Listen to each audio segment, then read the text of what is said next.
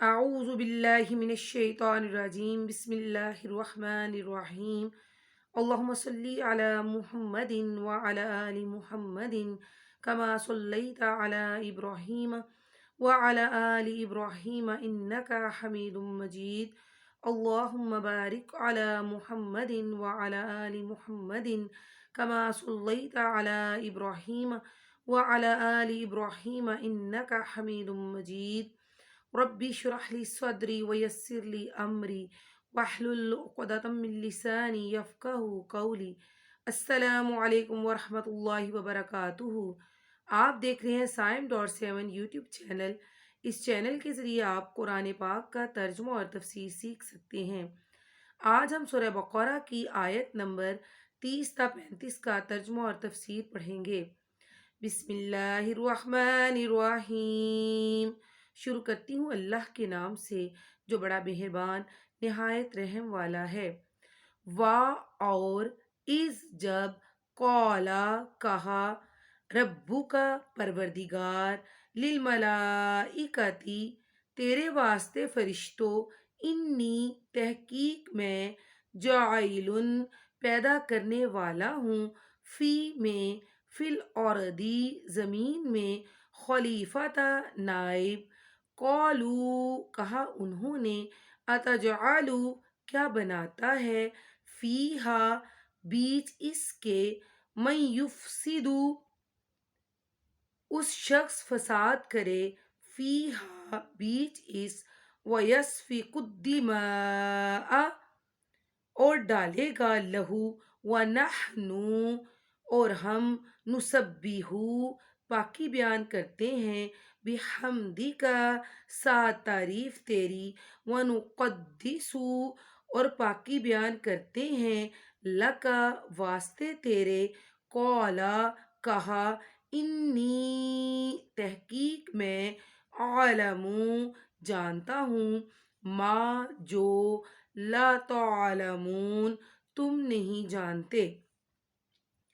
جب تیرے رب نے فرشتوں سے کہا کہ میں زمین میں خلیفہ بنانے والا ہوں تو انہوں نے کہا ایسے شخص کو کیوں پیدا کرتا ہے جو زمین میں فساد کرے اور خون بہائے، اور ہم تیری تسبیح حمد اور پاکیزگی بیان کرنے والے ہیں۔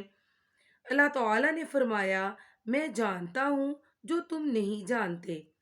وعلم اور سکھائے آدم الاسماء آدم نام کلہا سارے ثم پھر عرضہم سامنے کیا ان کو علی الملائکتی اوپر فرشتوں فقالا پھر کہا انبئونی بتاؤ مجھ کو باسماء نام ہؤلاء ان کے ان کنتم اگر ہو تم صادقین سچے۔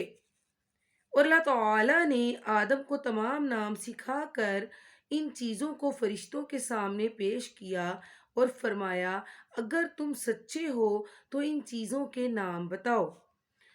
قالو کہا انہوں نے سبحانک پاک تو لا علم لنا نہیں علم ہم کو الا مگر ما جو علمتنا سکھایا تو نے ہم کو انکا تحقیق انتا تو انت العلیم الحکیم تو جاننے والا حکمت والا۔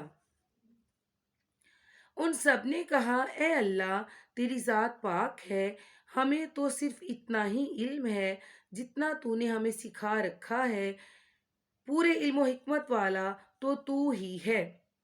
قالا کہا یا آدم اے آدم انبئہم بتا دے ان کو باسمائہم نام ان کے فلما پس جب انبأہم بتا دیے ان کو باسمائہم نام ان کے قالا کہا الم اقل لکم کیا نہ کہا تھا میں نے تم کو انی تحقیق میں عالم جانتا ہوں غیب السماواتی چھپی چیزیں آسمانوں والارضی زمین کی، وعالموں اور جانتا ہوں، ماں جو تبدونا ظاہر کرتے ہو، وا اور ماں جو کن تم تھے تم تکتمون چھپاتے۔ اللہ تعالیٰ نے آدم سے فرمایا تم ان کے نام بتا دو۔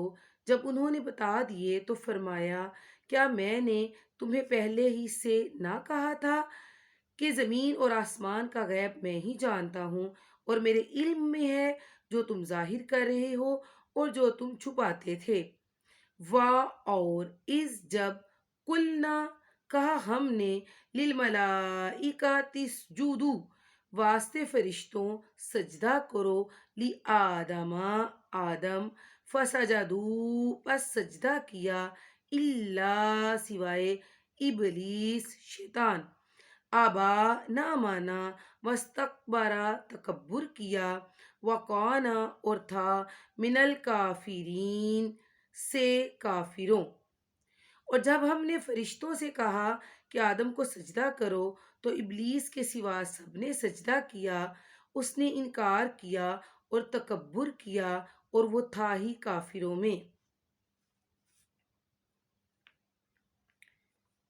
وَقُلْنَا اور کہا ہم نے یا آدم اسکن، اے آدم رہ، انتا تو، وزوجکا اور تیری بیوی، وزوجکا الجنت اور تیری بیوی جنت میں، وَقُولَا کھاؤ تم، منہا سے اس، رغدن با فراغت، حیثو جہاں، شئتما چاہو، وا اور لانا تقربا نزدیک جاؤ، ہذہ الشجرۃ اس درخت، فتکونا پس ہو جاؤ گے، من الظالمین سے ظالموں۔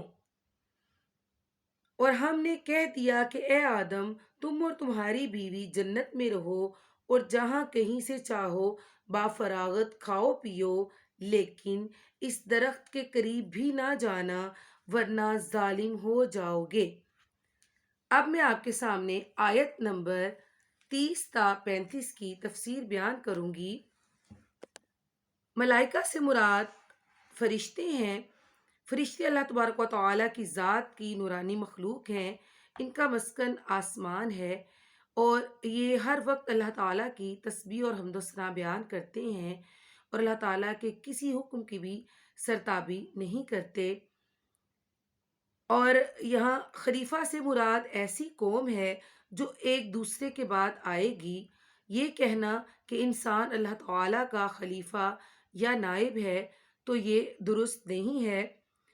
فرشتوں کا یہ کہنا حسد یا اعتراض کے طور پر نہیں تھا، بلکہ اس حقیقت اور حکمت کو معلوم کرنے کی غرض سے تھا کہ اے رب، اس مخلوق کے پیدا کرنے میں کیا حکمت ہے، جب ان میں سے کچھ ایسے لوگ بھی ہوں گے جو زمین میں فساد برپا کریں گے، خون ریزی کریں گے۔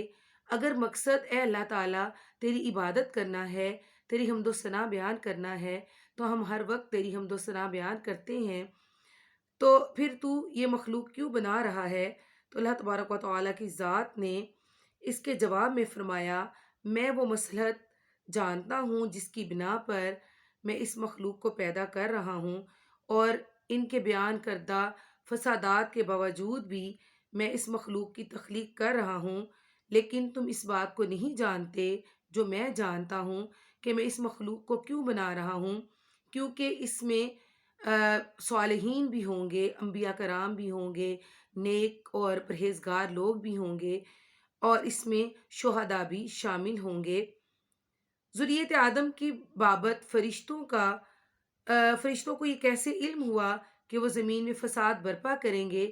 اس کے بارے میں مفسرین کا کہنا ہے کہ ہو سکتا ہے کہ انہوں نے پہلی مخلوق سے اس بات کا اندازہ لگایا ہو کہ دوسری مخلوق بھی اسی طرح سے زمین میں فساد برپا کرے گی، یا پھر اللہ تعالیٰ نے ہی انہیں بتلا دیا تھا کہ وہ ایسے ایسے کام بھی کرے گی۔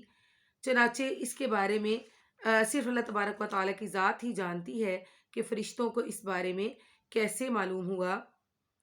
اسما سے مراد چیزوں کے نام ہیں، جو اللہ تبارک و تعالیٰ کی ذات نے الہام کے ذریعے حضرت آدم علیہ السلام کو سکھا دیے، اور پھر انہیں فرشتوں کے سامنے کہا کہ اے آدم ان چیزوں کے نام بتائیں، تو حضرت آدم علیہ السلام نے سب چیزوں کے نام بتا دیے۔ تو اس طرح سے وہ نام اللہ تعالیٰ نے جو پہلے فرشتوں سے پوچھے کہ اگر تم سچے ہو تو ان چیزوں کے نام بتاؤ، تو فرشتے ان کے نام نہ بتا سکے۔ اس طرح اللہ تبارک و تعالیٰ کی ذات نے ایک تو فرشتوں پر حکمت تخلیق آدم واضح کر دی، اور دوسرے دنیا کا نظام چلانے کے لیے علم کی اہمیت اور فضیلت کو بھی واضح کر دیا۔ جب یہ حکمت فرشتوں کے سامنے واضح ہو گئی تو انہوں نے اپنے قصور اور علم و فہم کا اعتراف کر لیا۔ فرشتوں نے یہ اعتراف کیا کہ اللہ تعالیٰ تو ہی غیب کا علم جانتا ہے، تو ہی ہر بات کا راز جانتا ہے، ہمیں صرف اتنا ہی علم ہے جتنا تو نے ہمیں سکھایا، اس کے علاوہ ہم کچھ نہیں جانتے۔ اس آیت مبارکہ سے یہ بات واضح ہوتی ہے کہ عالم غیب صرف اور صرف اللہ تبارک و تعالیٰ کی ذات کے پاس ہے، اور یہ اللہ تعالیٰ کی صفت میں سے ہے کہ وہ ہر طرح کا علم جانتا ہے، اور اللہ تعالیٰ کے برگزیدہ بندے بھی اللہ کے رازوں کو نہیں جان سکتے، اور انہیں بھی صرف اتنا ہی علم ہوتا ہے جتنا اللہ تبارک و تعالیٰ کی ذات نے انہیں عطا کیا ہوتا ہے۔ اس آیت مبارکہ کے ذریعے علم کی فضیلت اور اہمیت واضح ہو رہی ہے کہ علم حاصل کرنا کائنات کا نظام چلانے کے لیے بہت ضروری ہے، اور علم ہماری زندگیوں میں سب سے اہم کردار ادا کرتا ہے۔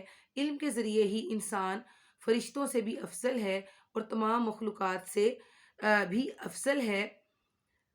اب علمی فضیلت کے بعد حضرت آدم علیہ السلام کی یہاں پر دوسری فضیلت بیان کی گئی ہے، اور وہ یہ ہے کہ اللہ تبارک و تعالیٰ کی ذات نے فرشتوں سے کہا کہ حضرت آدم علیہ السلام کو سجدہ کرو۔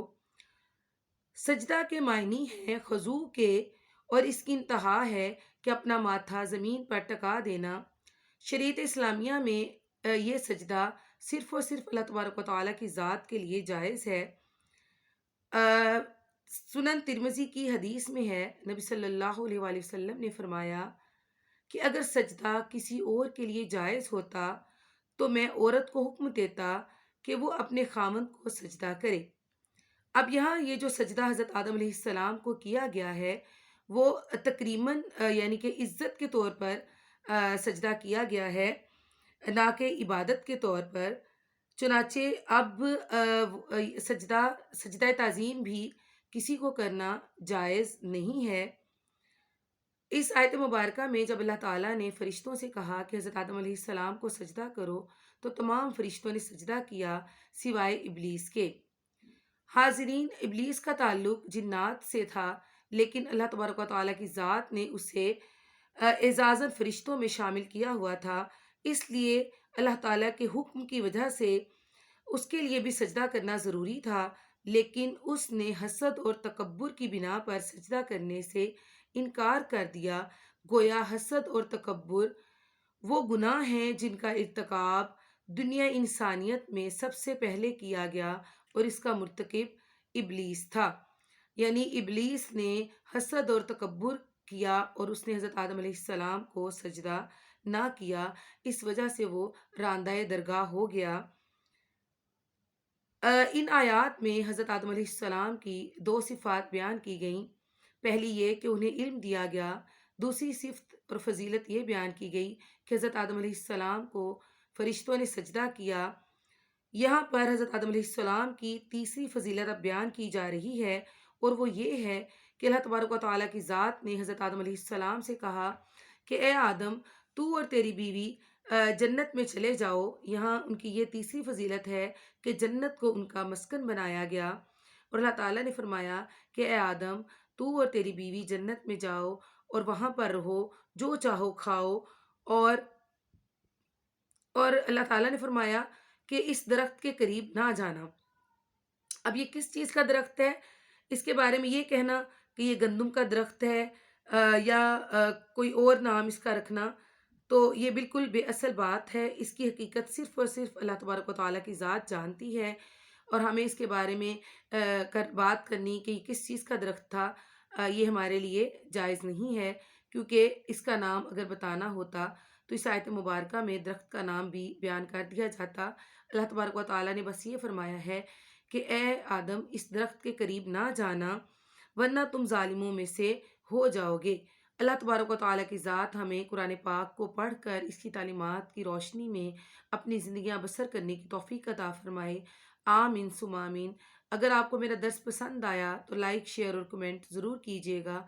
السلام علیکم ورحمۃ اللہ وبرکاتہ۔